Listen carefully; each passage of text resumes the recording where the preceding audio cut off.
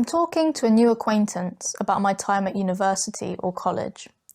We've chatted for a while and I think I've sussed the person out pretty well. So I feel almost confident when I say, I took a year out at college because I was in a mental health hospital. I can see the person's eyes start to widen. Yes, I continue, a little more hurriedly, wishing I'd not started this topic. And at uni I had to suspend my course twice because of being in hospital again. I still finished it though. The course, I mean, not the hospital. The poor joke does little to bring back the light-hearted talk we've been having prior to me admitting I have a mental health condition. The person seems very lost as to what to say, and that pretty much ends our blossoming friendship. Now, some of you may have seen Oprah Winfrey's interview with Meghan Markle, the Duchess of Sussex. When Meghan starts to speak openly about her mental health and how she's feeling, Oprah, who was a very experienced interviewer, was clearly taken aback. Oprah said, "Wow." She pauses. "I don't want to be alive anymore. That's, And here she pauses again quite noticeably. Meghan interjects, helping to move the conversation on, and later Oprah asks some really good non-judgmental questions. She says, "So, were you thinking of harming yourself? Were you having suicidal thoughts?" I'm mentioning Oprah's interview because it's a real-world, off-the-cuff example of how mental health is talked about on a daily basis.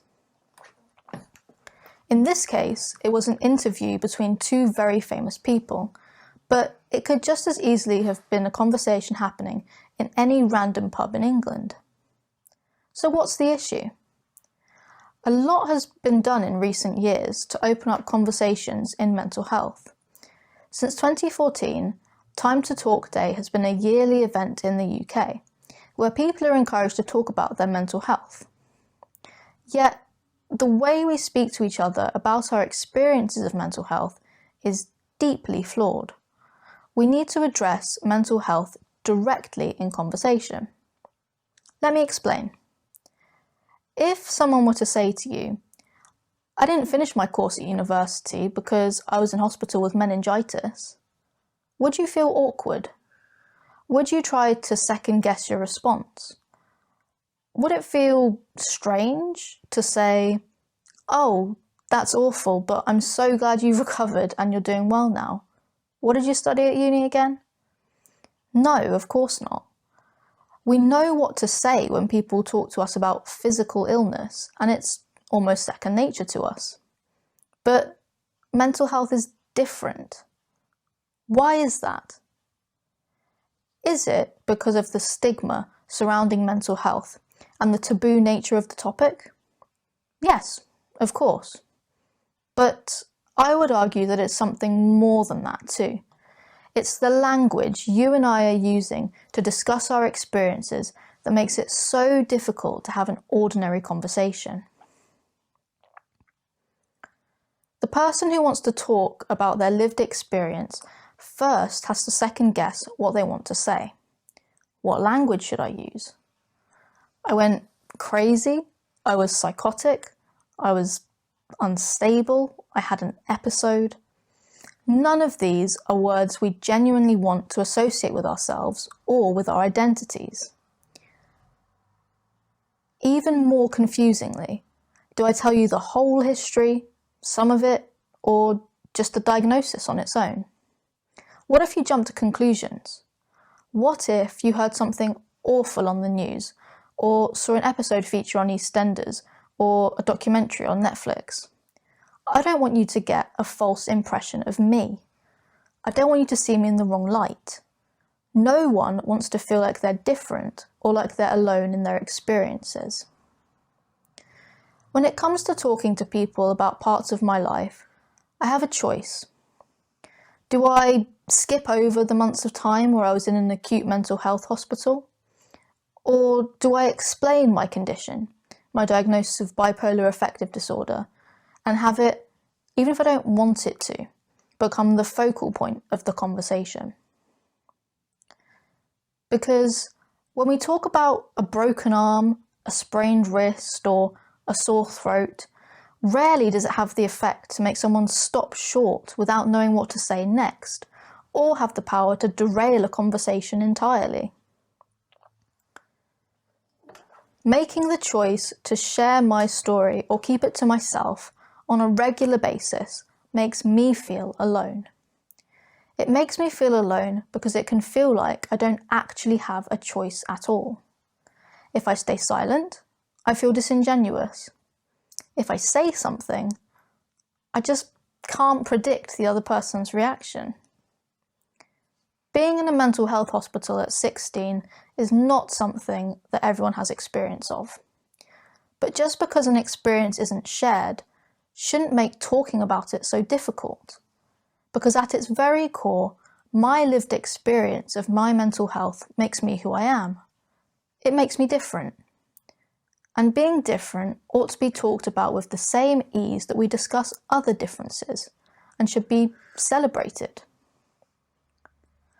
I wonder how many times you've spoken to a close friend, your best mate, a family member, or a colleague, and heard from them that they have been struggling with their mental health. We're all connected by our shared experiences, and what happens to one person in our social circle, family group, or friendship network affects each of us deeply. 1 in 4 people will experience a mental health problem of some kind each year in England. 25% of everyone you know, of the people you love, will have a mental health problem. And you're probably not going to know about it. Because when you're actually struggling yourself, whether you have schizophrenia, depression, OCD, anxiety, an eating disorder, PTSD, suicidal thoughts, or a multitude of other diagnoses, it can feel like no one else can possibly understand what it is you're facing and feeling. And when we feel alone, the daily dialogue our friends and family use comes back to haunt us. It's the language that we don't think twice about that becomes hurtful. For instance, when someone says, "Quit being so psycho," or "She looks anorexic," there's "He's so bipolar," or "That's totally mental. Oh my God, that's crazy and so insane." Mental health conditions are not adjectives, and using them as such leads to people who have these conditions feeling alone. The language we use, these words, they all have negative connotations. Throughout history, this language has managed to erode people's empathy of others. Take the example of hysteria. Once a mental health diagnosis on its own, only attributed to women, as time has gone on and science has evolved, we now know that what was once deemed hysteria was actually the result of trauma. Now, we would never think to call a woman hysterical and put her in a mental health hospital because she was showing strong emotions. Yet, that's what happened in the past, and the word hysterical remains because of this. There's a statistic that I would like to share with you. It's this. Over 1/3 of the general public believe that people with mental health issues are likely to be violent. People genuinely believe that those with mental health conditions are violent, scary, and different. Yet, in reality, people with mental health problems are 3 times more likely to be a victim of crime than the general population. People who struggle with their mental health are scared, not scary. We're scared to be alone, and sometimes we feel desperately lonely. These sorts of statistics show that we need to all speak out to subvert mental health stereotypes, or it will remain the case that 25% of people just like you and me, will be seen as different or other. By challenging the way mental health is spoken about in daily conversation, we can challenge the idea that people with mental health problems are somehow entirely different from everyone else. That's why I've come up with a simple acronym to remember if someone speaks to you about their mental health. It's RON, R-O-N.